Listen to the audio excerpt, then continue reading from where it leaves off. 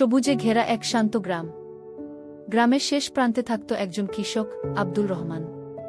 তিনি ভোর হতে না হতেই খেতে চলে যেতেন, গরু ছাগল দেখতেন, জমিতে ধান ও সবজি ফলাতেন। সৎ আর পরিশ্রমী মানুষ ছিলেন তিনি।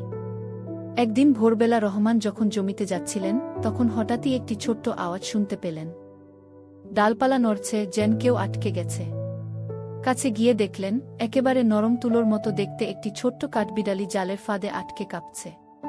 তার বড় বড় চোখ ভয়ে চকচক করছে। কৃষক থেমে গেলেন। তিনি জাল খুলে সাবধানে কাঠবিড়ালিকে মুক্ত করলেন।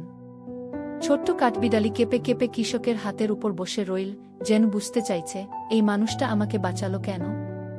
রহমান মৃদু হেসে বললেন, যাও, তোমার পরিবারে ফিরে যাও।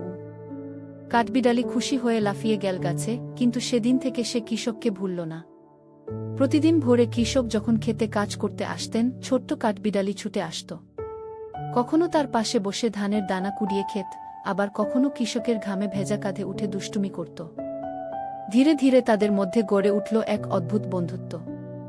গ্রামের লোকজন অবাক হয়ে বলত, কি আশ্চর্য! কাঠবিড়ালি আর মানুষের এমন বন্ধুত্ব আগে দেখিনি কি। একদিন ভয়াবহ ঝড় এলো। বজ্রপাত, বাতাস, বৃষ্টি সব মিলিয়ে কৃষকের জমির ফসল মাটিতে লুটিয়ে পড়ল। রহমান মন খারাপ করে বসেছিলেন। তখনই ছোট্ট কাঠবিড়ালি তার সঙ্গীদের নিয়ে এলো। অসংখ্য কাঠবিড়ালি মিলে ভেজা ধান শুকাতে সাহায্য করতে লাগল, কচি গাছের ভাঙা ডাল টেনে সরিয়ে দিল। রহমান চোখ মুছতে মুছতে বললেন, তোমরা শুধু প্রাণী নও, তোমরা আমার আপনজন। এরপর থেকে রহমান প্রতিদিন খাবারের এক অংশ কাঠবিড়ালিদের জন্য আলাদা করে রাখতেন। আর সেই ছোট্ট কাঠবিড়ালি, যাকে তিনি প্রথম দিন মুক্ত করেছিলেন, সব সময় তার কাছে থাকত, একজন সত্যিকারের বন্ধুর মতো। শিক্ষা: মানুষ ও প্রাণী যদি একে অপরকে ভালোবাসা আর সাহায্য করতে শেখে, তবে দুনিয়া আরও সুন্দর হয়ে উঠবে।